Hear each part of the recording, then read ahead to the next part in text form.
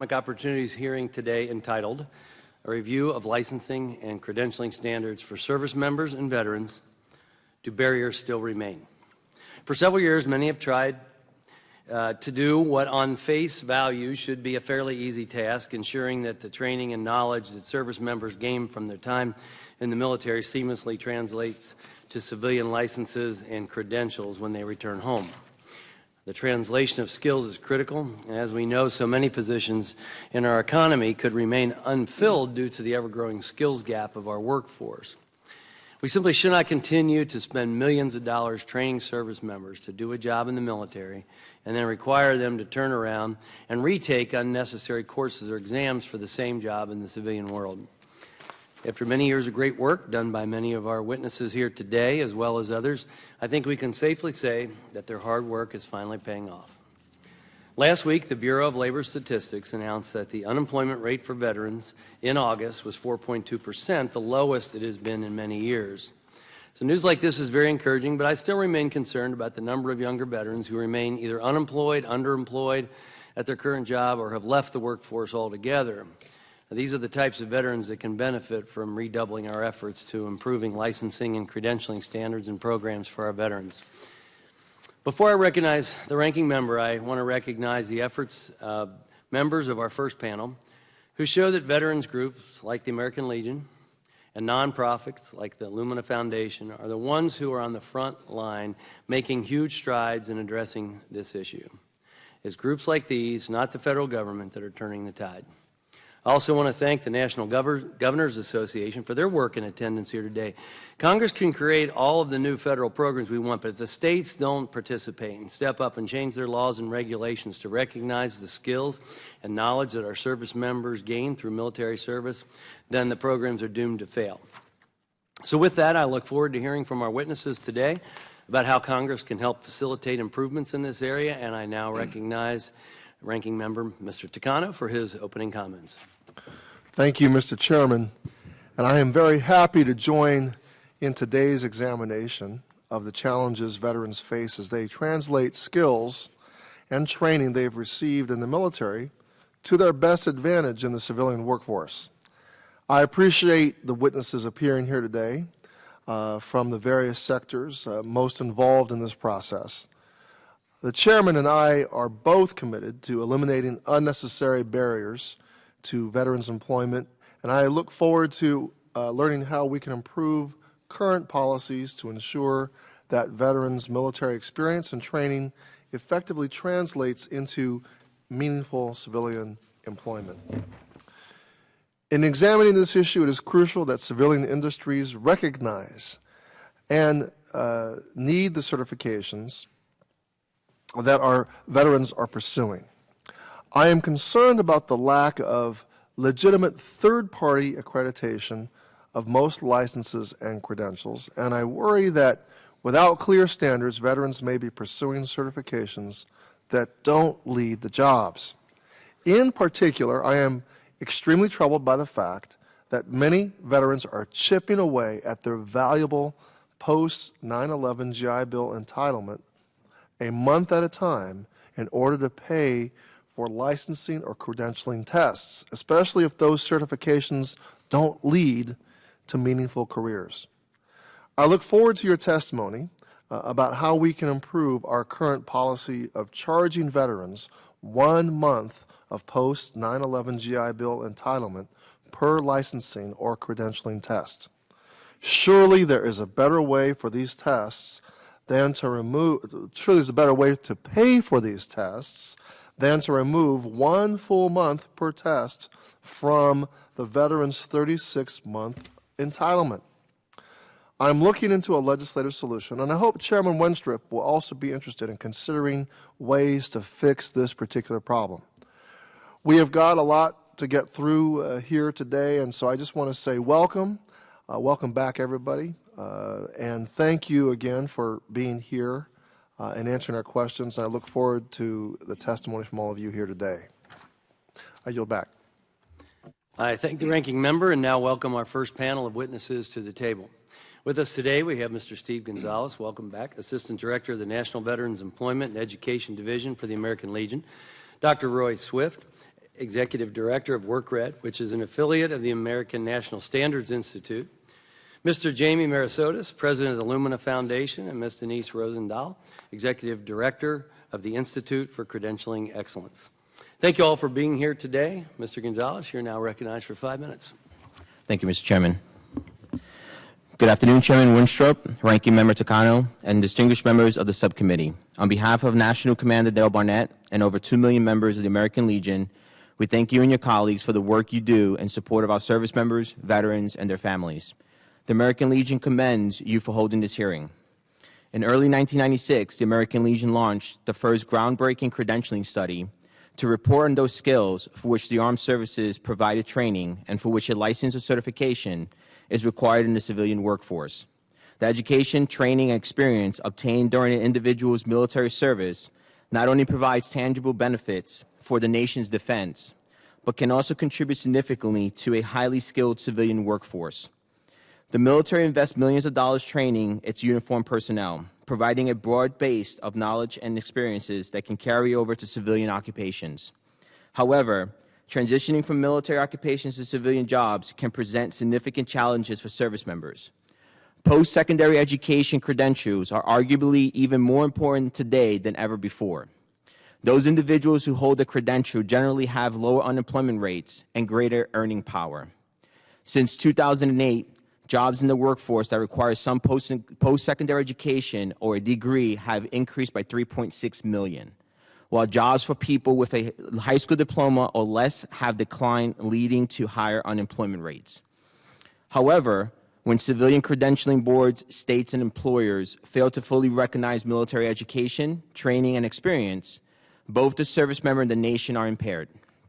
The veteran faces reduced chances of obtaining a job on par with his or her skills, and the civilian workforce cannot take full advantage of the extensive skills training in which our nation has invested. Still, the process for a veteran to get licensed is not as easy as showing up to an office with a DD-214 providing relevant military training. Conflicts between federal and state requirements for credentials complicate the issue, which remains far from resolved around the country. Earlier this year, the American Legion hosted its second national credentialing summit in Washington, D.C. to identify best practices for implementing state laws and for lobbying new ones. Policymakers and other key stakeholders were part of the collaborative discussion. The American Legion is in the process of issuing a post-summit report in the next several months. In the past several years, a variety of federal and state legislation, administrative initiatives, and new Department of Defense and Department of Labor programs have been developed to reduce barriers to credentialing for service members and veterans. We applaud these efforts, but remain concerned about how to ensure the quality of the credentials that are paid for by the Department of Veteran Affairs. Currently, the VA does not require periodic reapproval of certification programs. Certification tests and organizations at present are only approved once, and there are no requirements for reapproval. However, certification requirements are adapted and changes to exams are made by the certifying agency on a regular basis. The American Legion recommends a reapproval process to ensure that the tests and organizations continue to meet the statutory requirement for payment. Another barrier is the difference between post-9/11 and Montgomery GI Bill payment system. The American Legion encourages this committee to eliminate the requirement that post-9/11 GI Bill recipients use an entire month's worth of entitlement for a licensing or certification test fee, even when the fee amounts to far less than the full month's entitlement. Under Title 38 U.S.C. Section 3315, licensing certification tests post-9/11 GI Bill recipients are charged 1 full month of entitlement, which may amount to over $1,000 even if the licensing or certification fees is significantly less than that. One of our recommendations is to reduce proportional to the cost of the licensing and exam fees. While I've only highlighted 2 barriers and solutions within my oral remarks, my written testimony further explains barriers and Legion recommendations to Congress. This concludes my testimony. The American Legion appreciates the opportunity to address this topic, as well as identify ways to continue to break down barriers that will not only benefit those who have served, but benefit our economy and workforce. I will be happy to answer any questions you might have, and thank you, Chairman. Dr. Swift, you're now recognized for 5 minutes. Thank you, Mr. Chairman. My name is Roy Swift, and I'm the Executive Director of WorkCred, an affiliate of the American National Standards Institute.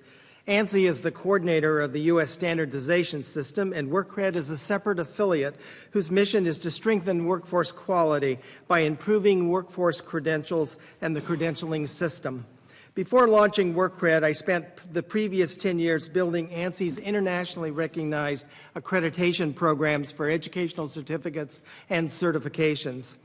It's important to note that WorkCred is separate from and respects the impartiality of ANSI's accreditation services.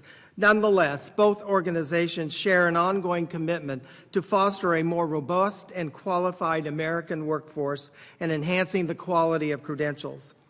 As a retired United States Army colonel who served a 28-year career in the U.S. Army Medical Department, I'm deeply honored to testify today on the credentialing of service members and veterans. U.S. military personnel gain valuable training skills and at times do earn civilian credentials during their service, particularly in the medical arena. Credentials can contribute to career development and enhance the potential for promotion for service members. After military service, credentials can help demonstrate to civilian employers that training and skills attained in the military are on par with those gained through traditional civilian pathways.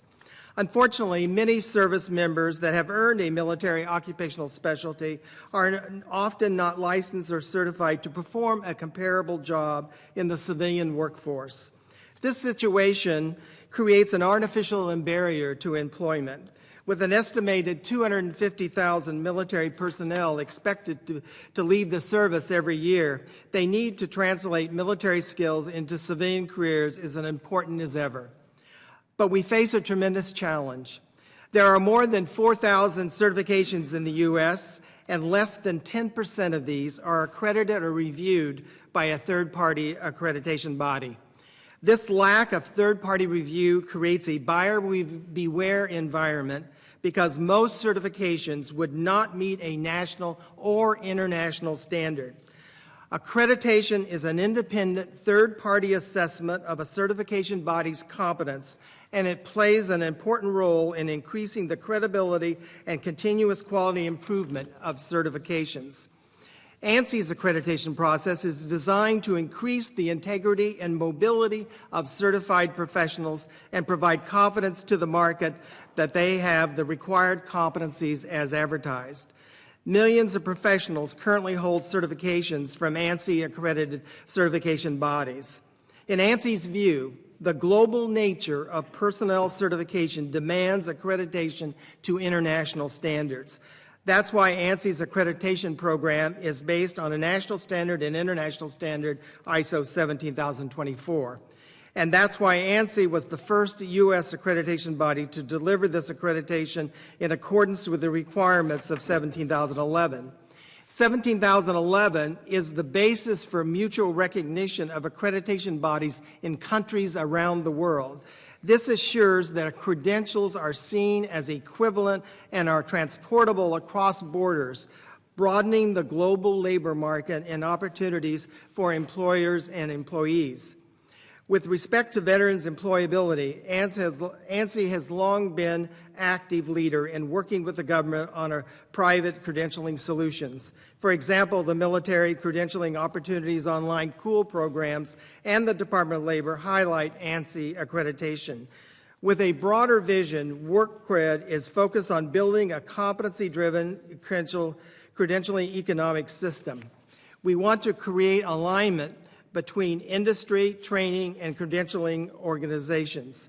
This will advance the quality workforce credentials that have validity and are market valued and will promote an open, transparent exchange of information. ANSI and WorkCred, in collaboration with the American Legion, were instrumental in working with the Army's TRADOC to identify high-quality, industry-recognized credentials relevant to Army soldiers as candidates for Army credentialing pilot programs. Together with partners from George Washington University and Southern Illinois University, WorkCred has just launched the Credentialing Transparency Initiative pilot program to create clarity in U.S. credentialing marketplace. Funded by Lumina, and the initiative will create a voluntary register that we think has great potential for use by the Department of Defense. All Americans have a stake in a strong and effective credentialing system. Both ANSI and WorkCred are committed to supporting the employability and successful transition of military service members into the workforce. Thank you, sir. Thank you very much, Dr. Swift. Mr. Marasotis, you're now recognized for 5 minutes. Thank you very much for the chance to be here today. I'm Jamie Marasotis, president of Lumina Foundation. You know, the issues being discussed here today are vital not just to the millions of individuals who are directly affected, but to the growing demand for talent that will impact our entire nation and its future. At Lumina Foundation, which is the nation's largest private foundation focused specifically on increasing students' access to and success in post-secondary education, we're working to improve the nation's talent profile by focusing all of our efforts on one specific goal, what we call Goal 2025. That goal is this: by the year 2025, we want 60% of Americans to hold a high-quality post-secondary degree, certificate, or other post-secondary credential. We're convinced that this level of educational attainment is a national necessity, that it's the only way to ensure our country can thrive in the global economy. Unfortunately, today only about 45% of Americans now hold any kind of post-secondary credential at all. So clearly we're a long way from having the workforce that we need for the 21st century. Certainly service members and military veterans can help close this gap. In fact, they represent a huge asset, a rich source of talent that this nation sorely needs. Unfortunately, as you've already heard, their vast potential is not being fully realized, in part because of barriers imposed by issues related to education credentialing. Lumina is involved in many different areas of work related to credentialing. When we embrace this idea of Goal 2025, we realize very quickly that things must change significantly when it comes to credentialing if we have any hope of reaching that 60% rate. Simply put, our nation's post-secondary system needs to be revamped so that it can serve students better and serve far more of them than it ever has before, including the millions of our military veterans. In short, we need a student-centered system, one that recognizes and rewards not just time spent in a classroom, but actual learning, no matter where or how that learning was obtained. This is critical for service members and veterans. If there's one barrier to post-secondary success facing our returning veterans, that's it: being recognized for what they've learned while in service. Any workable redesign of higher education must address this barrier, which results from the complexity and confusion of our current approach to credentialing. Today's credentialing marketplace is highly fragmented, with a vast array of credentials that don't always connect to each other, to other educational opportunities, or to careers. We need a credentialing system that does connect, one that actually functions as a system, not as a collection of disparate parts. A great deal of our recent work has been focused on reimagining this type of interconnected system. In fact, as Dr. Swift mentioned, we're part of a partnership of more than 80 national organizations, business, education, workforce, labor, and other organizations that have begun a national dialogue on this topic. A reimagined credentialing system would be competency-based, interconnected, and continually updated. It would assure quality, and it would enable users, students, education providers, and employers to compare the value of various credentials. Clearly, a system with these attributes would be of enormous benefit to veterans as they make their transition to civilian life. Of course, the effort to create this type of interconnected system is one that will require concerted action by a range of stakeholders, including the federal government, which has supported credentialing reform through its leadership, through funding, and through participation in research.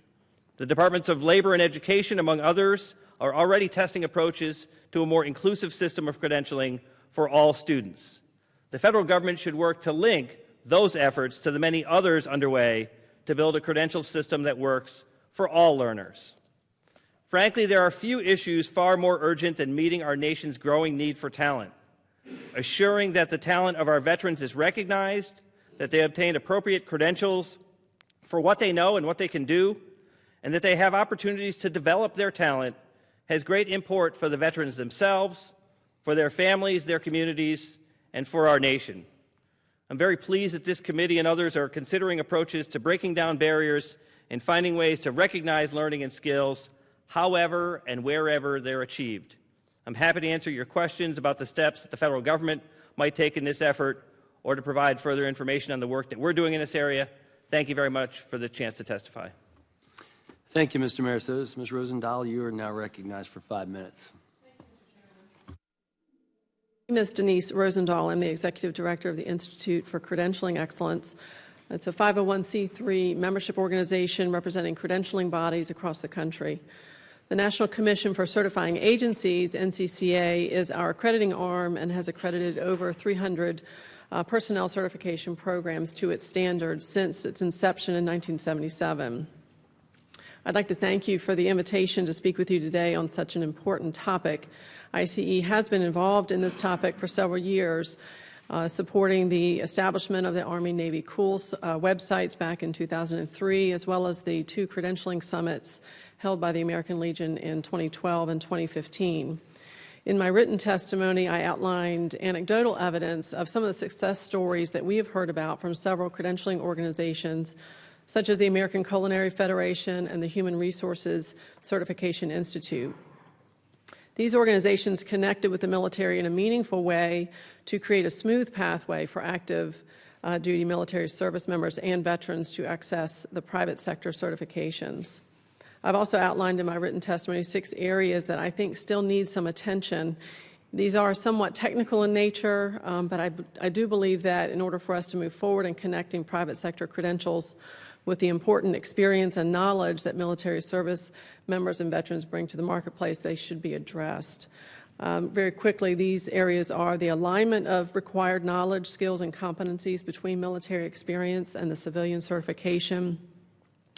Some of the challenges in understanding and communicating certification and military nomenclature and classifications. The eligibility requirements, where there are no alternative pathways outlined to help identify equivalence in military experience.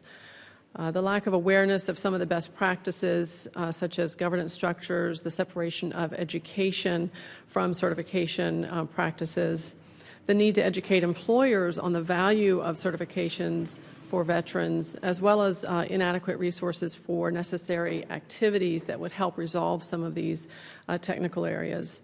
So the first one that I mentioned, the alignment of required knowledge, to many of our organizations has become clear as one of the most important to address. The alignment of required knowledge is sometimes, the misalignment is sometimes fueled by that misunderstanding of the military nomenclature, and it's probably the most significant obstacle. Some private sector credentialing organizations have found great success in their military programs by conducting an extensive and often expensive gap analysis, mapping the military knowledge and skills back to the certification's own job analysis of required skills. Other programs like the Human Resources Certification Institute overcame this obstacle by creating a direct connection to the military through the Army's Training with Industry, TWI program. This is where they placed a liaison in the office of HRCI, and for at least a year they understood and began to communicate the differences between the military HR requirements and the private sector certification.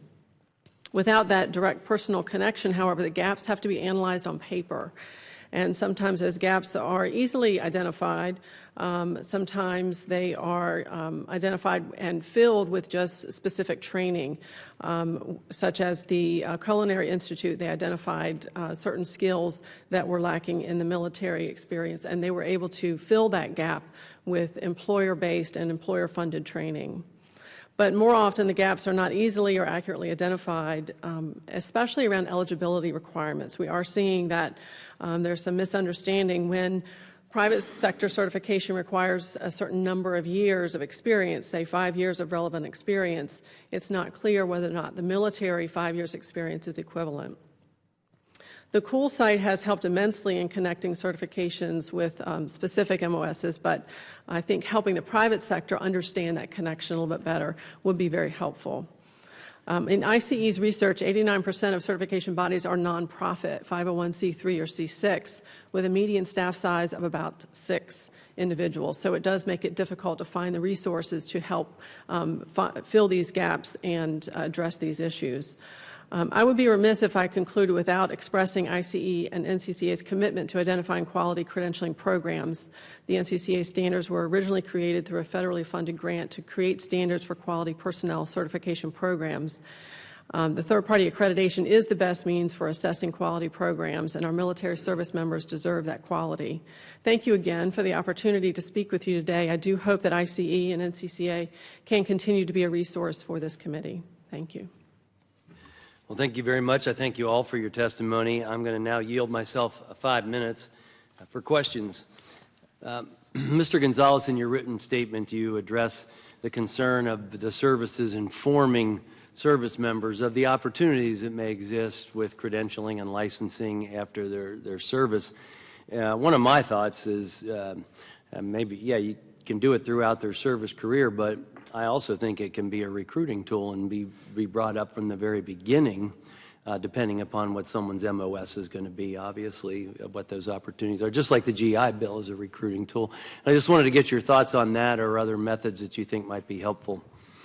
Mr. Chairman, I believe that you're absolutely right. So I agree with you that it should be done in a process, and it should be done as the military now transitions. And you, Mr. Chairman, who sits on the Armed Services Committee, it's a life cycle. So it's making sure that the individual understands in their particular profession within the military is what else can they be doing, not just to better themselves, but also it helps the readiness of the military. A better workforce for the military is a better ready military, but it helps those individuals that when they do transition out, one, it decreases unemployment for the military and what they pay out, but also it helps retain those individuals, whether it's in the arms, whether it's the reserves or National Guard, for the total military force.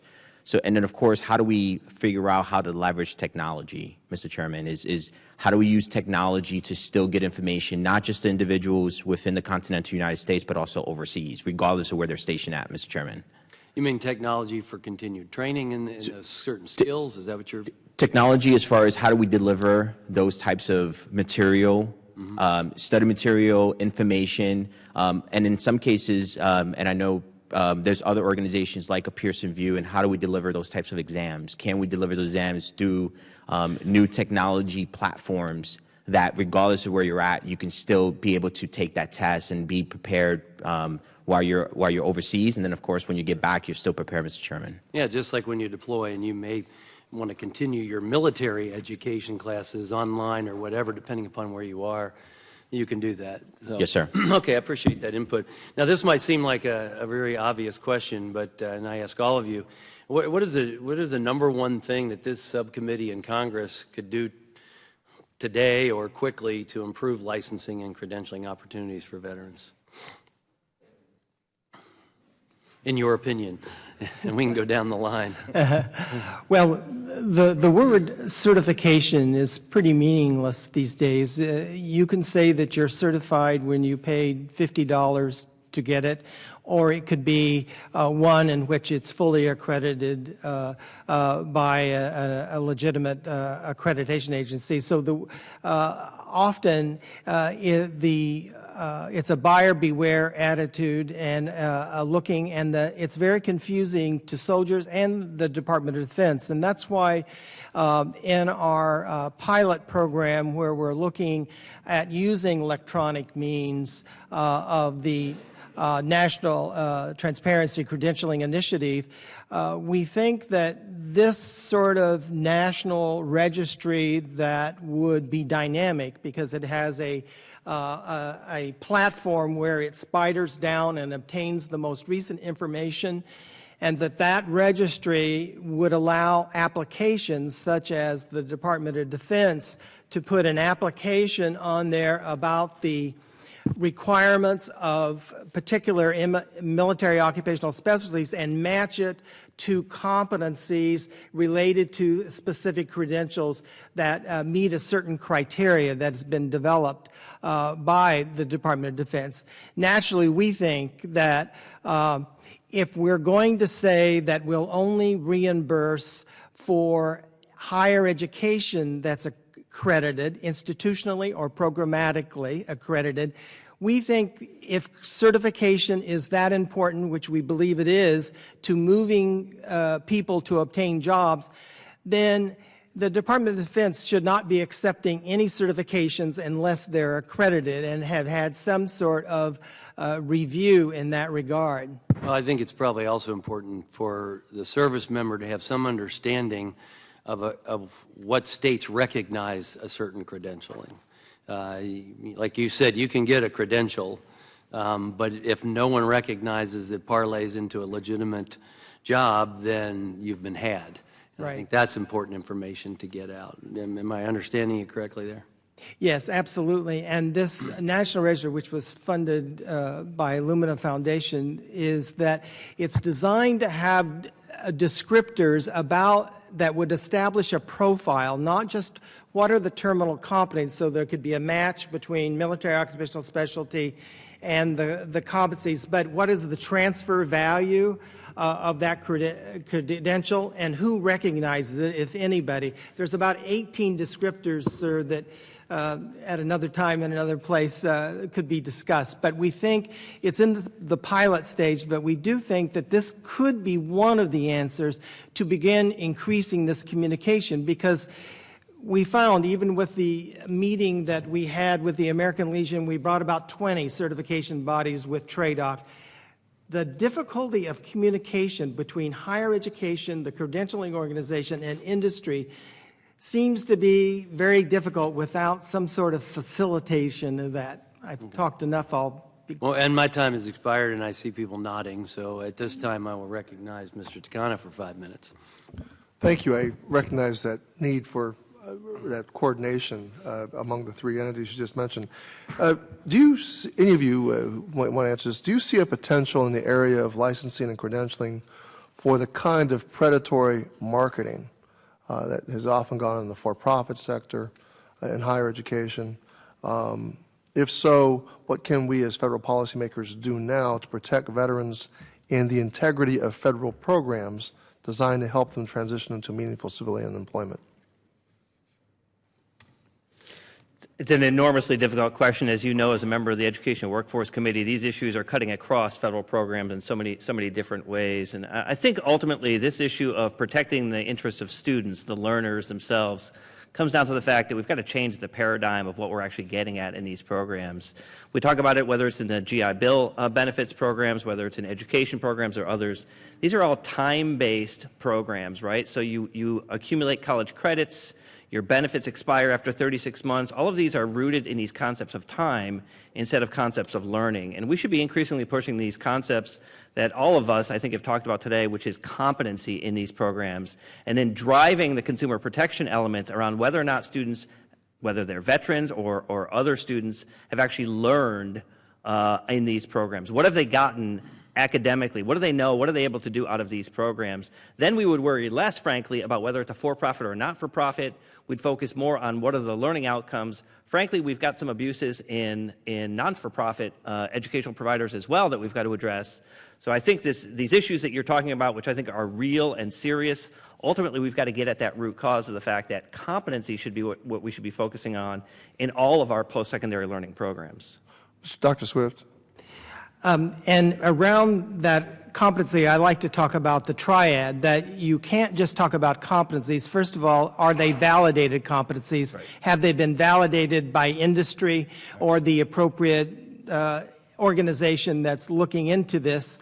And thirdly, what is the quality of the assessment? Because we may get the competencies right, but as he was saying, that if we don't have the correct assessments, we'll never know whether learning took place or not. So one of the weak links, and this is true of certifications too, if the exam doesn't discriminate, is that we don't know whether learning takes place if our assessment instruments aren't strong enough to discriminate between those who know and those who don't know.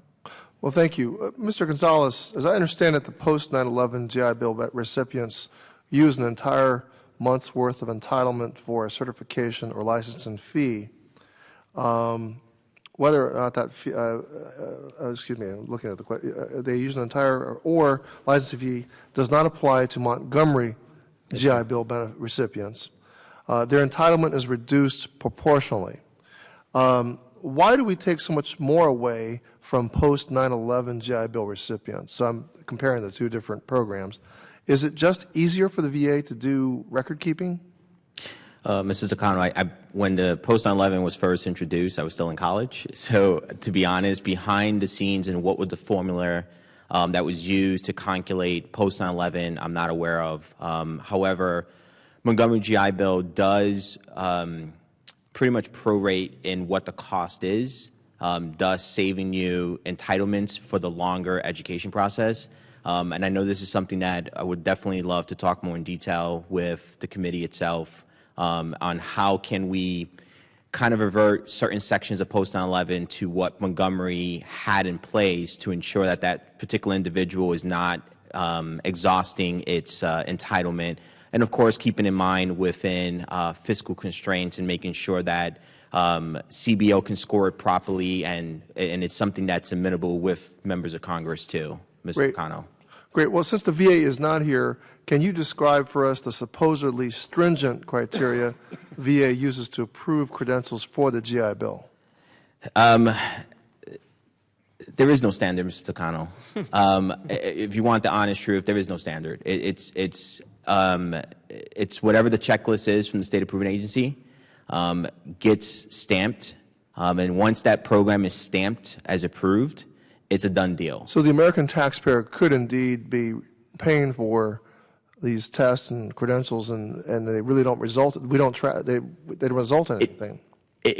So yes, there's no reapproval process by the VA. So there's no incentive for the VA to come back and say we're going to do an audit, we're going to re-examine your certification program in general. And I can give you an example of ourselves and American National Standard Institute meeting with the VA about 1.5 years ago to bring this particular subject up to their knowledge and making them aware of it. And their response was, "Who are we hurting?" Well, thank you. I really thank you for the time that and the subject matter you've brought before us. We have a lot of work I plan to do and work with your office on this in the days to come. Thank you. Thank you. Mr. Costello, you're recognized for 5 minutes. Thank you, Mr. Chairman, and thanks to all of you for being here and for what you do every day. Obviously, the name of this subcommittee is the Economic Opportunity Subcommittee, and so the focus is on creating more economic opportunity for veterans and making sure that we carry through legislatively and from an implementation perspective to provide that economic opportunity. With the hearing title being, do barriers still remain? I think the answer is yes, barriers do remain. I think the added question is, well, what can we do about those barriers?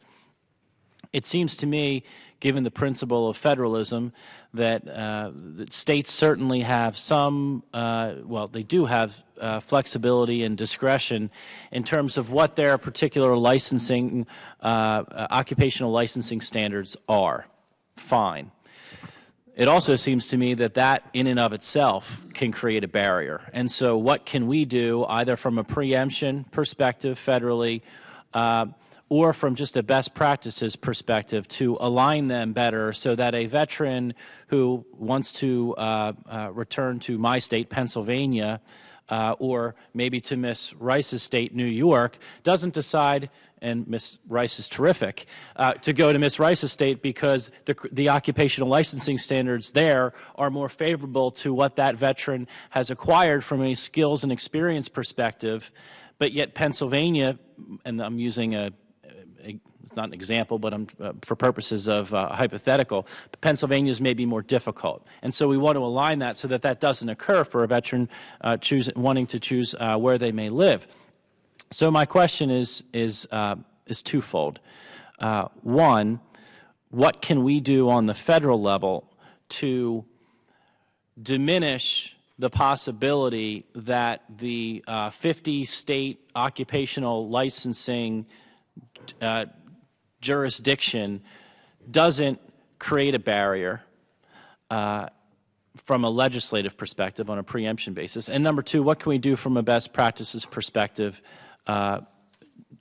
in order to reduce that. If that question is too much in the land of hypothetical, I believe it was Mr. Gonzalez or Mr. Marisotis who said, there's a lot of things we could talk about in terms of what Congress could do. So that would be sort of the catch-all question, if you will, and I would open it up to all four of you. And again, thank you for being here and testifying. Mr. Costello, I'll make it quick because I know for the purpose of time, one of the things our recommendation would be is how do we create a clearinghouse on where states themselves who have passed legislation can acquire information, so programs of instruction by the military, whether it's through the ONET process at Department of Labor, whether it's through the VA. And I know it's going to be a daunting task for DOD, but how do we make the federal agencies be able to provide a platform where states, private entities can actually go and acquire these program instructions? Of course, keep in mind where we're not compromising national security, so we're not going to put the program instructions when we're dealing with cybersecurity, for instance. However, there are many other occupations within the military that will be very, very helpful for those individual entities to be able to access and be able to compare what have you actually acquired in the military, whether regardless of what that is, to be able to say we are going to recognize and accept, or we're not going to recognize and accept, and this is why we can't recognize and accept, whatever that might be. And right now, currently, it's very scattered, and how do you get this information, or where do you get this information? And maybe that's a question also for the next panel, Mr. Costello.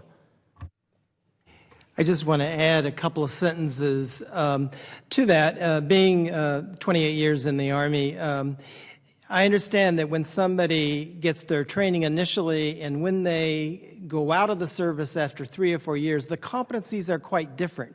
And I think licensure and some certifications often evaluate them on what the competencies were when they took their initial training. And the military maybe should do a better job of identifying the customized competencies that one has achieved over that 4-year experience, because that has changed to a very different individual than the one that they said, this describes a medic or this describes a mechanic. There's a big gap difference in that. And then the credentialing world needs to do a better job of learning how to quantify experience. We don't have the good, sophisticated tools that we need to do that, to make that match. And of course, communication is always the issue. But I think that if we were clear, I remember when I was in the Army, we had something called job books. And those job books were competencies at every level that we were to achieve, which allowed us to be able to demonstrate that we had certain copies if we were a lieutenant or an E5 or a sergeant or what are they. And that's very different than when we were a PFC and this sort of thing. So I think those are some of the things we can do in the military side that you would have some jurisdiction over in trying to facilitate that to happen, where we could do a better job in that regard. Gentleman's time has expired. Ms. Rice, you're now recognized for 5 minutes. Thank you. Mr. Gonzalez, I just want to go back to that meeting that you talked about 1.5 years ago at the VA. Can you just expound on that more? What precipitated the meeting, who was there, and what was discussed? And again, Mrs. Rice, just due to time, very quickly, we identified certain certifications that were being approved by VA that individuals, of course, can go and go to the course, go to the school institution itself, and acquire that particular credential per se. We had identified a couple of them, and we brought it up to the economic section of the Department of Veteran Affairs, brought it to their attention, and the conversation went from bad to worse very quickly. And the conversation pretty much ended as who we're hurting from their end. And our response was, you're hurting the veteran, you're hurting the taxpayers because we're paying for it. And it's just kind of ended like that, and we just left it alone. And ever since then, we've just been pushing and other ways to push to ensure that VA kind of rehauls how they're doing things, how they're approving these programs, how they're evaluating the programs, are they doing reapproval, whether they're doing surveys, whatever it is that they need to do to ensure that these programs are actually meeting some standard and some quality assurance. So you got the sense that there was no rhyme or reason as to... I got the sense that because it's not their money, it's not coming out of their pocket, they can care less. So what about their process made you go to that? I mean, I'm trying to figure out exactly what they're doing. They're saying that these programs are okay when they're not? Yes, so the programs, and I don't know if you want to chime in, because Dr. Swift was also at the meeting, he can chime in more of the technical side if you care to. Sure. One of the reason that we were concerned is that a lot of the agencies that have been approved talked about training. And certification needs to be a third-party assessment that's firewalled away from training, that's a judgment that competencies have been achieved. So we're saying, and they do have a self-attestation questionnaire that the state approving agencies use. But it looks like, and this is from our brief meeting, that VA probably needs to have, there needs to be more resources for the people who are trying to use that STS questionnaire to determine if they are a legitimate certification body. Because it appears that maybe we've allowed some through that weren't really certifications, but what we would call certificate programs that has education and training and measures learning outcomes, where certification is to be an agency that does a job analysis of what the skills are to be successful on the job. So what would you suggest that the VA do? I would think that we need to relook at the criteria they're using, the questionnaire, and I think we need more resources to do training of the people in the states that have the responsibility of determining whether this is a legitimate certification body or not. Great, thank you. Thank you, Mr. Chairman. Ms. Radewagen, you're now recognized for 5 minutes. Thank you, Mr. Chairman. My question is for Mr. Gonzalez, and yes, I welcome you as well. Thank you very much, all of you, panel, for appearing today. You mentioned in your written statement that all 50 states have now passed some form of new licensing and credentialing laws. Does this include the United States territories? And also, could you please go into more detail as to what these new laws are and how they will increase consistency across the states and territories for service members and veterans trying to obtain certain credentials? I cannot talk to the U.S. territories. I'm not aware of the laws, if they have been changed, or the statutes in any U.S. territories, but within the 50 states, some type of credentialing current statutes have been changed, and it varies from state to state. So you might have something as simple as how an electrician gets their licensures, and of course in the state of Georgia versus the state of Washington, who might just have complete control and says, we're just going to make one massive overhaul, versus some states who want to do it in increment processes or increment progression to ensure that they're not compromising the public safety in some capacity. I know in one of the states that we've been doing it very slowly, and it's my home state of New York. It's been very much a slow process, whereas, again, you have some Midwestern states like Indiana, like Washington, Ohio, who has just done one massive overhaul. Of course, Iowa as well as another state. So it depends, but as far as U.S. territories, I'm not aware of. I can go back and come back with the actual information for you, ma'am. I appreciate that. You also discuss how only certain occupational licenses are reached by federal law, but many, including nursing, paramedics, etc., are regulated at the state level. For these certain occupational licenses, what can we do in Congress to ensure a consistency of protocols all across the states, and of course I'm going to say the U.S. territories? I would part think, of the family. if it's okay with you, ma'am, I think my colleagues who might be a little better versed on some of that and better answer that question, I would I don't know if they want to answer, since I have two of the biggest accreditation bodies here who can actually also give you that understanding. And of course, some of those particular topics are very much hybrid in nature, where the federal government does have a role, but then of course the states also have their own role. Okay, if we could I don't know go if to anyone the... wants to, or... I'm running out of time. Thank you. Well, licensure is a difficult issue because it is state, and frankly, scopes of practice are done by the legislature, and it's a political process about who can lobby the best.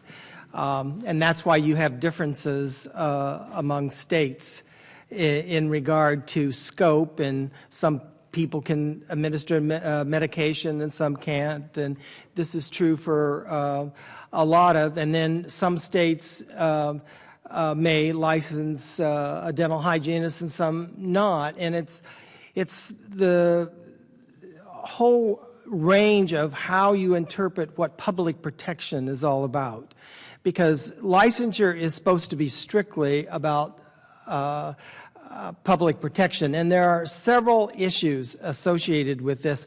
First of all, licensure is based on the whole idea that scope of practice is mutually exclusive from anybody else. So if you say wound healing in one scope, God help you if you're another profession who says, well, we look at wounds too. You know, and of course the workforce is not going that way, of having these boundaries of scopes. And so that's why I think it's very difficult for the federal government, because it is very state controlled. Now the federations, like the state boards of nursing and physical therapy, psychologists, they try to bring some standardization, but even the nurses, who are very, very active in trying to create a compact of mutual recognition across borders, I think, don't quote me on this, but I think they're around 30. But you would think they would have all 51 states, you know, in looking at this sort of thing. So it's difficult. I think that the recent initiative by the Department of Labor to look at giving grants in relationship to how we can better facilitate these barriers with licensure is a good start. To force the states to begin looking about, do we really license this profession, or is this just a barrier that we put up that's really not necessary? Thank you, Mr. Chairman. Mr. Bosch, you're now recognized for 5 minutes. Thank you, Mr. Chairman. I think I'd kind of like to continue down that because of my experience in the state, and I'm trying to figure out, first off, this would be a pretty broad step towards removing states' rights and their abilities. Would you agree with that? Yes, that's why I say it's very difficult, because it is considered a state responsibility. And I don't know other states, but I can give you Illinois. Illinois, though we might have the Department of Professional Regulation that handles one area, we also have other boards and other groups that handle other licensing. So how would we work to combine them in a positive way that we could have one standard, I guess? Do you have any suggestions on that? I actually don't. Yeah, that's my... I just think that there may be financial incentives for states to begin looking at streamlining to help mobility of people in the workforce and multinational corporations, and to try to be encouraged to move away from these mutually exclusive scopes, because let's just take health care for a thing. As we move from hospital-based care to community-based care, we've got to have people who can multitask in working in the home and in the community. And so to say that you can only do one little thing by the license, it's going to be an impediment to deliver good health care in this regard. So I guess I would approach it from that, but I don't think I have a good answer for you. But this particular proposal is not just on health care license, it's on all license. No, I was just giving health care as an example. I know, for an example, for cosmetology, the level of training required and for licensing in the state of Illinois is so much different than states around them. And so where do we set the standard? Do we set it at Illinois standard, or do we set it at one of the lower state standards? This is probably something for the national governors who's up in the next panel to talk about, because I think it is very difficult, because it is a legislative process. Scopes of practice are determined by the legislature. And so how to deal with that difficulty, with these differences, you know, I mean, the differences are some state says, well, we got to protect public with this profession, and another state will say, oh, no, we don't need to protect any public with this profession. And so the differences are extreme at times as to who supposedly is protecting the public, whether it's protecting the profession or protecting the public, is sometimes debatable. I want to just add quickly here on this point. This is one of the reasons I mentioned in my testimony, this idea of having this national dialogue on credentialing, because this cacophony that you're talking about, I think, is precisely the problem. From the consumer perspective, whether it's veterans or any other group seeking post-secondary learning, that complexity inherent in the system is a big barrier to their eventual success. And so a lot of people get ripped off by the system. They never complete the programs. They never get appropriately credentialed. So it's a real mess out there. I'm loath to seek a federal solution to this, I confess, and so I think go with your gut on that. Because I have a tendency to believe that it like jumps all over state rights. Yes, yeah. On the other hand, I think the federal government could set the tone. The base standard. That's right. Set the tone for what the expectation should be, and give states the opportunity to differentially regulate based on what they want to accomplish. I do think, though, that this issue of we've really got to have a higher bar within and across states is very different. You know, in your state that you have a real cacophony, a real mix, a sort of mess of different programs and different boards. Other states have different models, and I think we need some sort of basic framework, some sort of overall approach that everyone could agree to. Yeah. National, not federal. Thank you, Mr. Chairman. I yield back. Well, thank you. A very interesting conversation, obviously, and not a simple fix. But you know, what goes through my mind is focusing on what we may be able to do to allow states to make a decision, and because that's where it's going to have to come from. And I think that we'll hear from national governors and see what they have to say. But they're not going to want to give up those authorities, and probably rightfully so. But at the same time, what can we do to provide each and every state or territory with information they need about the level of education and training that this person received that could help them make a decision in the credentialing process? And maybe that's where we need to focus. If there are no other questions, I want to thank you all for answering our questions, and you're now excused. Thank you for joining us today. Where's the next group? Okay.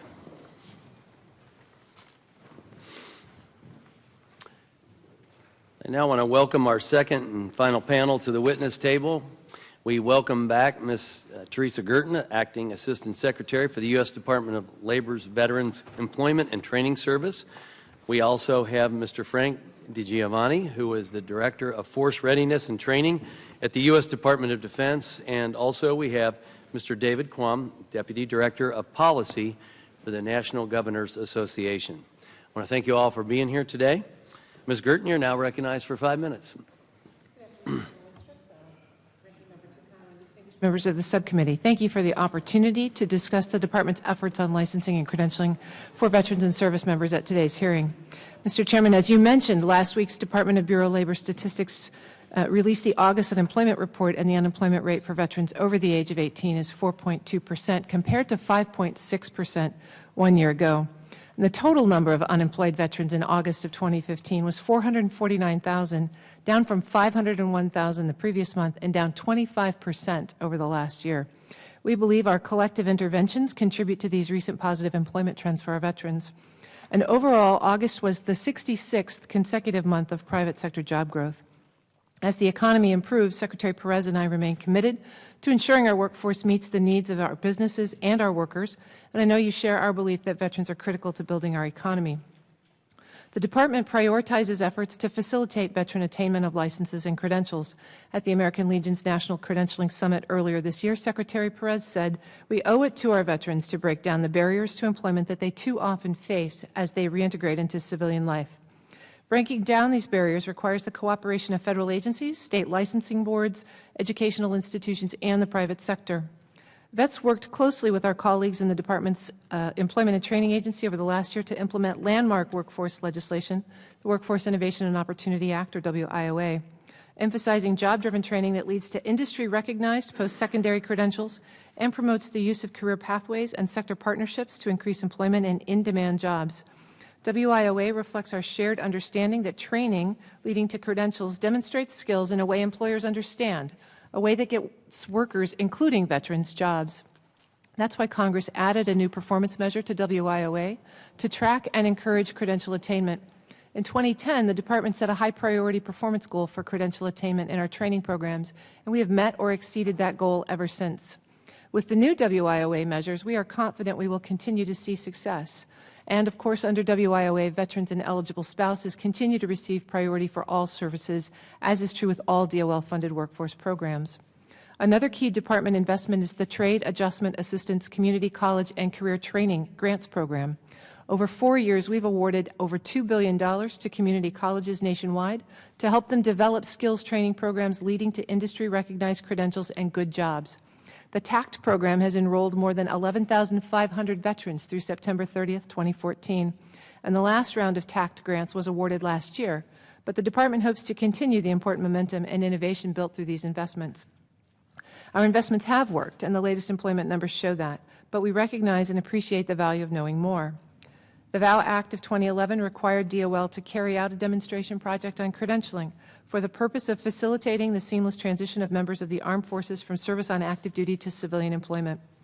DOL funded the project through a contract with the National Governors Association to both engage governors in accelerating credentialing and licensing for veterans and to move veterans into civilian employment by reducing or eliminating barriers to credentials, certifications, or licenses. NGA designed and implemented the demonstration project in 6 participating states and explored accelerated career pathways for service members and veterans in selected high-demand civilian occupations. Also under the VOW Act, the Department entered into a contract to study equivalencies between the skills of various military occupational specialties and the qualifications required for related civilian jobs. We studied 68 military occupations that covered 57% of all enlisted service members and created a more robust military to civilian crosswalk for those 68 military occupations. The Department remains committed to licensing and credentialing efforts, but as we've discussed, the authority for credentialing most professions lies ultimately with the states. Many states are identifying and addressing licensing barriers, and the President's budget proposes $15 million to encourage more state action to increase interstate portability of licenses, remove other barriers, and provide easier access. Participants in the Department's registered apprenticeship receive an industry-issued, nationally recognized credential that certifies occupational proficiency. Yesterday, President Obama announced that the Department of Labor is awarding $175 million in American apprenticeship grants to 46 winning consortia to train and hire more than 34,000 new apprentices. Some of these programs have specific veteran components, and I'm happy to discuss those. Chairman Winstrup, Ranking Member Takano, thank you again for the opportunity to testify today. I look forward to your questions. Thank you, Mr. DiGiovanni, you're now recognized for 5 minutes.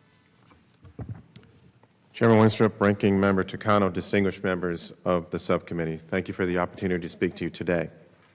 As a 26-year veteran of the United States Air Force, this is an issue that's near and dear to my heart. In June of 2012, the Department stood up a licensing and credentialing task force. It was stood up for 2 purposes. First, to give meaning to the profession of arms. It's not only just about military courtesies, but it's also about a professional force that is both licensed and credentialed. We also believe that licensing and credentialing is important to military transition. So that is the ability to translate what one learned both from training, education, and experience and how that translates into the private sector. The program of licensing and credentialing in the Department falls along 3 lines of action. The first is when you finish your initial qualification training.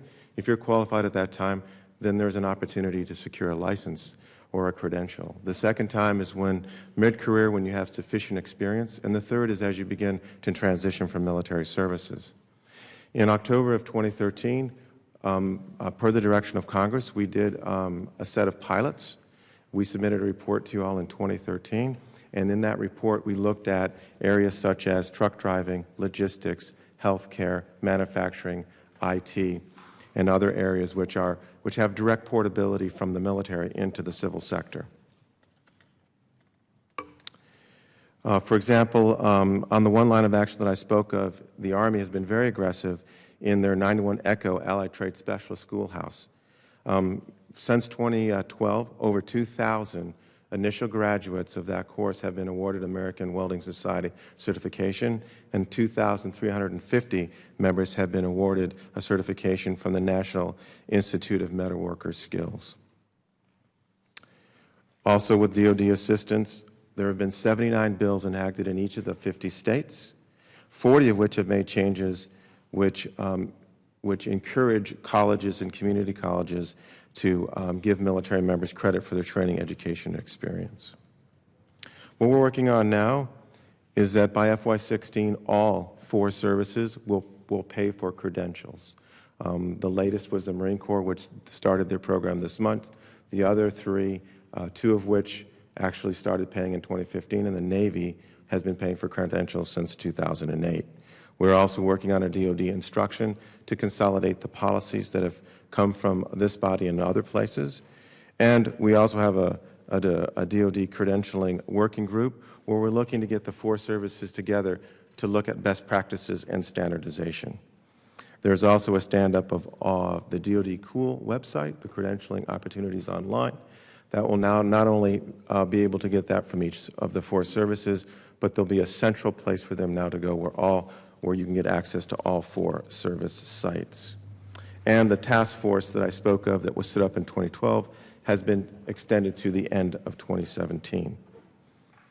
For the way ahead, certainly what you've done has been fantastic. It's certainly helped our military members. There's been some great laws that have been passed, in particular one which authorized military members to receive initial skills jobs training up to 6 months before they get out. So that becomes their place of employment for up to 6 months before they leave military service. That program or that authority is called SkillBridge. We're also starting to shift the center of gravity to the states. We think that when you look at the states, the licensing issues, certainly as was discussed earlier, are a state issue. And the other center of gravity is the professional associations themselves. We also think there's an opportunity to partner with community colleges. For example, in our study, only 4 of 395 accredited paramedic colleges actually have a pipeline course. And what a pipeline course is where they look at a military member's training, education, experience. You get credit for that time. You also get a competency-based exam, and then they custom design a set of coursework that only fills the gaps in what you need. And what we've seen for the paramedic, that cuts between 6 to 7 months of school time for transition. It is interesting that only 4 of the 395 institutions have that capability. The last area that we're looking at is in combat arms, and we're looking at soft skills and helping those folks transition. I thank you for the opportunity to speak to you today, sir, and I'll stand by for questions. Thank you, Mr. DiGiovanni, for your input and feedback in your testimony. Mr. Quam, you're now recognized for 5 minutes. Chairman Winstrup, members of the subcommittee, good afternoon. It's good to see you all, and it's a real privilege to be here on behalf of the National Governors Association. Governors have been very, very focused for years on veterans, the military, and the National Guard. As Commanders-in-Chief of the National Guard, the last decade has seen governors very much focused on not only the protection of our troops when they go abroad, but their protection when they come home. And I think this has been a really great example of what governors can do to help when these military men and women, including the Guard and our active military, are coming back to the states. And so it was a real privilege to be able to work with the Department of Labor to start to find those best practices. I think you've heard a lot today that every single state And I will say some of the territories as well have taken steps to really help the veterans returning with regard to licensing and credentialing and trying to accelerate those pathways. But what we found during this 18-month really intensive process was that implementation is key. There aren't a lot of federal solutions that need to be imposed. Licensing and credentialing is a state issue for a reason. It has to do with public safety. It has to do with geography. It has to do with the economy. All those licensing boards and credentialing criteria were put in place for a reason. And really, state and local government has control over that because it's important for this to remain local. That being said, governors have found that there are barriers to trade and there are things that have to be done, and the governors play a key role. As we worked through this demonstration process, there were 5 key recommendations that came across for what can be done to really implement these programs. There was a blueprint put in place for all states to follow. The first recommendation, assemble a team. It is remarkable, but only the governor has the authority across all the agencies to bring everybody together to get the level of coordination and collaboration that you need to get this done. The effort in the state of Ohio, for instance, the governor called a task force together, gave it to the governor's workforce task force. They identified 33 different state agencies that were involved in the hiring of vets, the credentialing, and licensing. 33 just in the state of Ohio. Every state has that level of complexity. The governor as convener is key. Second, you have to do your homework. What is the information? How many veterans are coming back? What were they trained in? What does your economy need? Where are the jobs? What institutions do you have that can provide that training? And can you match it all up? Without all of that information, you can't make really strong decisions. You need then data. And this is where working with some of the national credentialing bodies and national licensing bodies is critical. The nurses were able to do a nationwide gap analysis comparing what the military did with what some of the states do. That type of data allows the state to start to really focus on what do we need to make sure that our veterans are ready for that civilian workforce. And it's interesting, if you think of a medic who's trained to help soldiers who are injured in combat, there's a different level of training to handle that versus handling, say, infants who you might have to service as a nurse or a practitioner, or the elderly. And so you have to make sure that the licensing and credentialing is there for a reason, to make sure that quality control is servicing the civilian sector, but taking into account the training and experience you gained in the military. Next one, don't reinvent the wheel. And this is a big one. Best practices. States have started to really share across state lines. You had 6 different states involved in this demonstration process, demonstration program, and probably the best thing that came out of it was them talking to each other.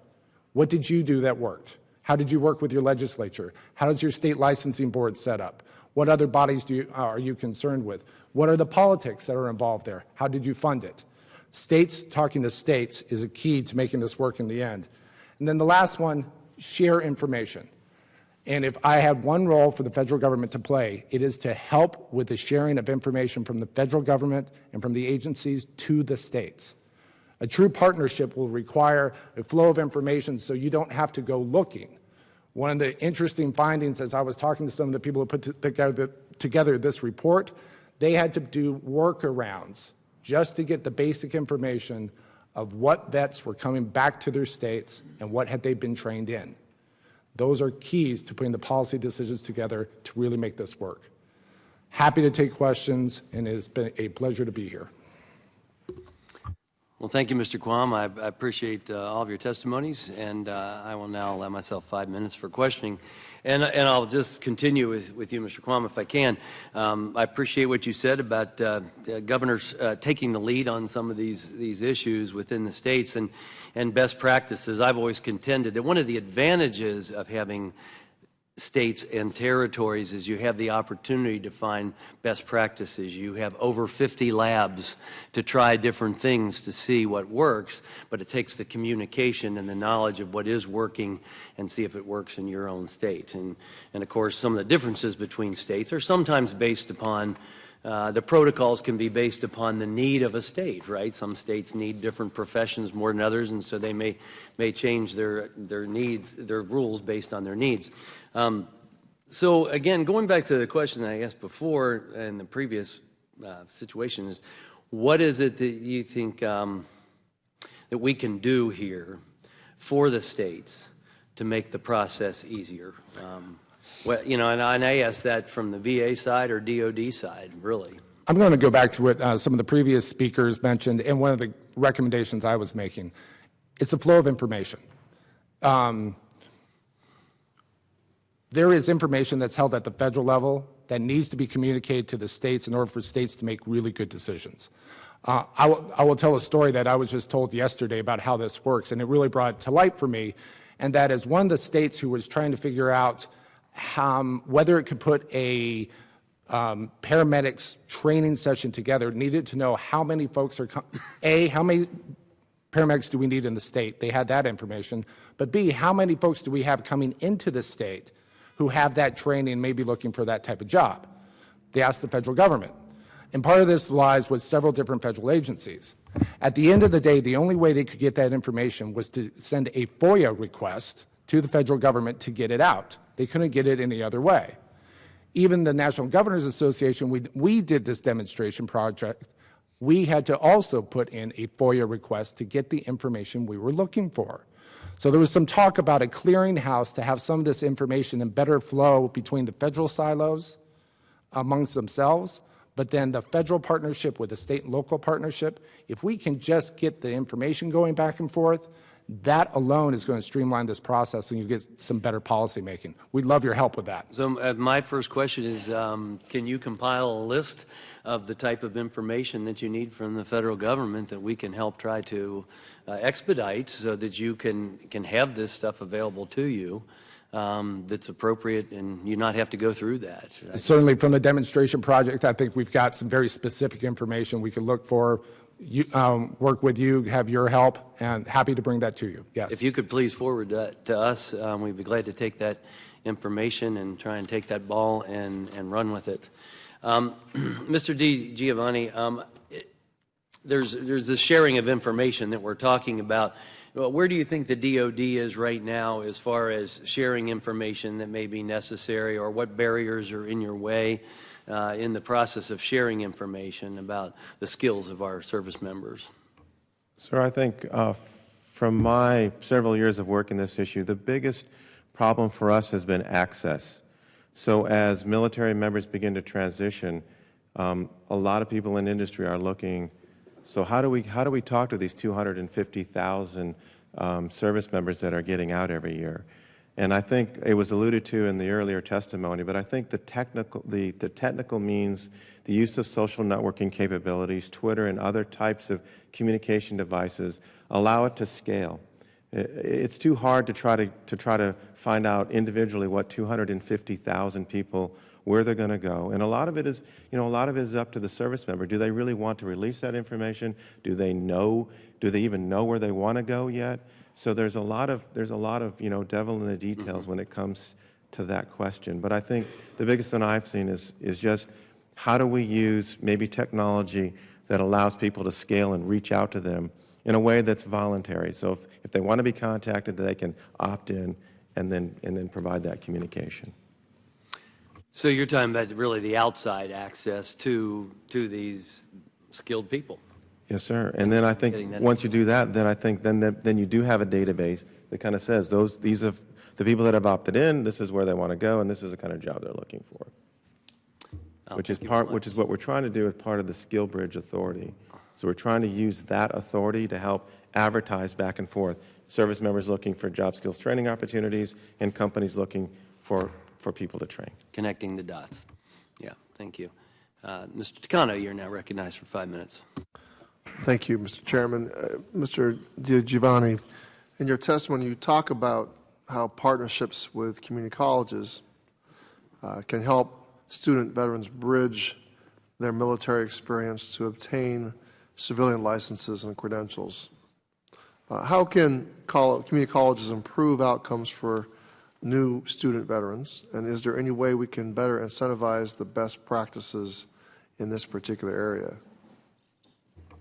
Sir, great question. One of the things that we did as we saw the law start to get changed, which opened up that kind of licensing board and flexibility to take advantage of military training, education, and experience, is we went out and contracted something that I called a technical data package. And what that did is we went and did a deep dive at those 4 places, for example, that we're doing paramedic pipelining. And in that technical data package, we captured how they translated military training and education to college credit, and we also captured the competency-based exams they were giving these folks. So one of the things that we need to do is just, as you said, get the information out. I mean, it's sitting there. The states just need to say, look, does the federal government have anything that says that has best practices? So that's one thing, is really getting the best practice out. And I think the second thing is incentivizing these community colleges in some way to build these kinds of programs, that not only in the healthcare but in other areas where we see military veterans migrating to. You cite paramedics as an example, but have they tried other lines of vocations at all, or? We haven't, sir. I mean, the first study really took a hard look at healthcare because it was such a, there's this great alignment between what the military is doing and the private sector. So that was really the first look. Mr. Quam, what are states doing to conduct meaningful gap analysis of their credentialing requirements against military training requirements? And I think you mentioned nursing as one example. Nursing was one where the national body who does some of the licensing, they did it on their own. And so the states went to them and they actually partnered together. Some states then went beyond that. They took the gap analysis from the National Association, and then they did their own at the state level. But the work with some of those national licensing bodies, when we talked about, some of the groups who are trying to create some more uniformity without a federal law, it's important to work with them because they've got the experts to do that initial gap analysis, and then for the states to come in and apply it specifically. I will say this, that with regard to gap analysis and with regard to all of this, specificity is a key. If we try to do this for all occupations and all licenses, you try to take on everybody and streamline everything, we have found that does not work. You've got to really focus on some of the key industries, the key places where the military training, the most people are coming to get the most bang for the buck and have the most success. I would agree that you have to look at the key occupations.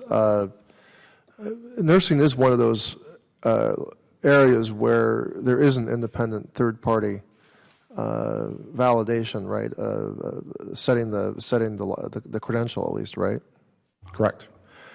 But let me ask you this question. I mean, you talk about the state's role, and I respect the state federal distinction. I really do. I come from local government as well. But with regard to, say, when you have a strong credentialing body, such as nursing or, say, physician assistants, do the states really retain the autonomy to be able to talk about scope and also set the number of years, say, it takes to be an RN, or is it really the National Association that's doing that? I think the National Association has a huge role to play. The states, though, this is still legislative and it is law. So at the end of the day, the states have a very, very strong say. What you're seeing, though, is for some of these professions is, I think it was well put, finding national solutions to national problems, not necessarily federal solutions to those problems, but national. And I think that's an important distinction. This is one of the reasons, though, why we're saying the collaboration and cooperation between those national bodies and the states, that is critical, because there's some expertise there where states can build off of the work that's already been done. I would offline I would love to be able to engage with you through my office through some further. I have some further questions about how all this works, especially with nursing, physician's assistants, the length of the programs of concern. I mean, the military may require less, but some reason they go into the civilian world, they have to do more. Is it really necessary, or there's other factors going on here? And my time is up, but it's a topic that I think that I'd like to explore more with people like you. Happy to have Mr. that Chairman. discussion. Yeah, thank you. Mr. Costello, you're now recognized for 5 minutes. Thank you, Mr. Chairman. Mr. DiGiovanni, I've read elsewhere, I've heard through testimony elsewhere about the TAP program and the need to improve coordination between DOD and the VA. Could you identify for me where you think maybe the challenge, I don't want to say problems, let's say challenges, where the challenges are and what you're doing to make it more seamless, and what, if there's anything Congress can do, I'll keep it open-ended for you. Sir, unfortunately, I am not the expert on the TAP program. Most of the areas that I engage in are on the licensing and credentialing piece. I will take that question for the record, sir, and I will get you an answer back. But that office is run by Dr. Susan Kelly, and so I really need to defer to her expertise here, sir. Okay, I appreciate that. I'll yield back. Thank you. Ms. Rice, you're now recognized for 5 minutes. Thank you, Mr. Chairman. My question is for Ms. Gerten. Can you talk about working with the private sector in your role to find out, well, actually, I want to ask you how closely you work with the private sector to identify what the workforce needs are, and then how you integrate those needs into your credentialing program. Sure. So let me speak generally about the Department of Labor and then talk a little bit about what we in VETS do specifically.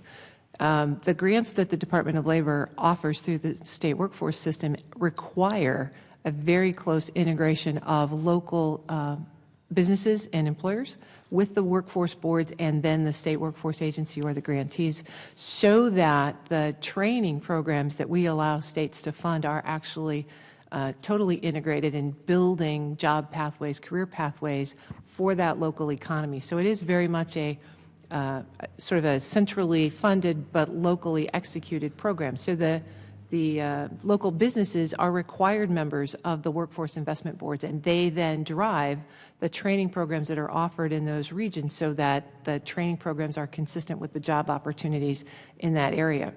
One of the powerful ways that Department of Labor helps veterans particularly is VETS organization works directly with employers who want to employ veterans, and we help them learn to take advantage of the public workforce system to build those job pathways so that they can bring veterans in.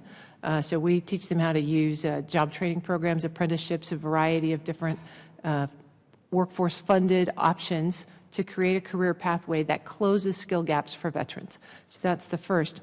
The second is that the Department of Labor, through its network of job centers, can actually work, especially with transitioning service members, to help them navigate from where they're separating from the service to where they want to be. And we have a dislocated worker program that's a fabulous program and definitely not as well known as it could be, that for which transitioning service members qualify for 6 months prior to separation and a year afterward, where they can get direct counseling on the skills that they currently have, how they might apply to jobs where they want to be, and then be counseled through the process of filling those skill gaps, oftentimes with DOL-funded training, and DOL, through the Dislocated Worker Program, may be able to fund the credentialing test that's required to port that skill to the new state. So there's a great deal of resources here that link employer needs in general in communities, and then specifically for veterans, so that training programs can be designed through the public workforce system and that transitioning service members and veterans can take advantage of. Okay. Mr. Quam, my home state of New York has launched an initiative in 2011 called Experience Counts, which expanded our state's licensing and higher education credentials to better integrate military skills and training.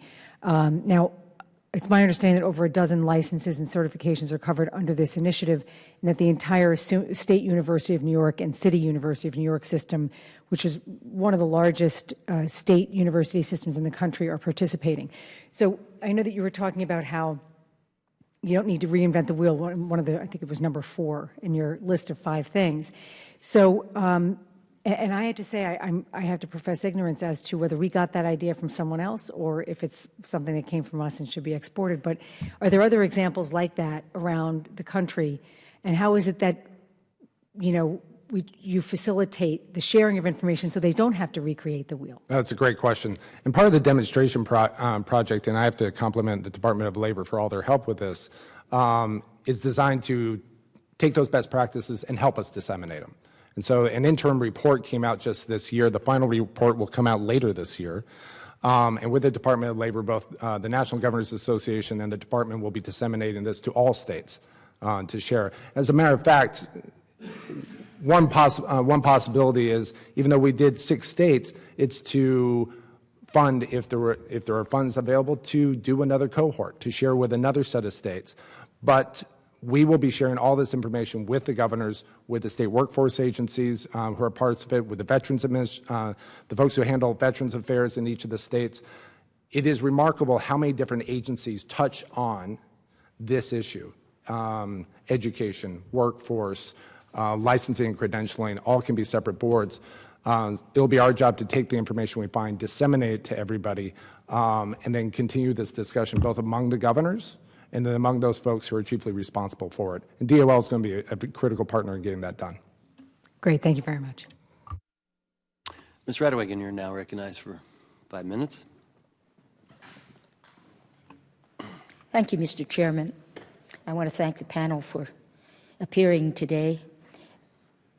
Mr. DiGiovanni, what do you see as the biggest impediment to achieving better cohesion between military training and civilian licenses and credentials? It seems to me that it might be easier for the states and territories to try to conform to one similar standard for popular licenses and credentials than to have DoD try to adjust training and procedure for a variety of different state standards. So our approach has been primarily market-driven. So one of the things that we've asked anyone who's asked or anyone we've talked to from industry is, what is the golden certification? What is the golden licensure? So that we can advise military members that if you're seeking a career, say in metalworking or in truck driving, which is pretty simple, you obviously need a CDL, but one of these kind of manufacturing or logistics, what is the certification that if a military member walked into your HR office and you laid that on the table, that would be exactly the certification they're looking for. So from our perspective, we're looking for, again, this information, but this time toward the department to help better inform our military members what certifications and licensures matter, particularly in the kinds of jobs that they're looking for. And so I think we're also not really trying to, the military to date has not taken on the task of trying to do the gap training themselves. They do have a military requirement, and then they train and educate those military service members to the specific requirements of the department. And then what we've done is then provide them with information mechanisms to find out what the gaps are, and then help them locate where they can get those gaps filled. And so it's kind of been that process and also that demand-driven process. What's the marketplace looking for as far as licensure and credentials? Thank you. Ms. Gerton, it's nice to see you again. Understanding the results of the NGA study on credentialing are not final, but what are other steps that you think we should take to incentivize states and the territories to pass laws and regulations that account for skills and training that service members already have when looking at licensing and credentialing standards? So I think there are a number of initiatives already on the table. The interim report is out there, and it does lay out in draft form the blueprint that Mr. Quam talked about. And we would certainly encourage those of you on the committee to take the report back to your home states and share those results, as we have already posted it out to the state workforce agencies so that they can begin working on it. And career pathways and job-driven training are a huge focus of the Workforce Innovation and Opportunity Act.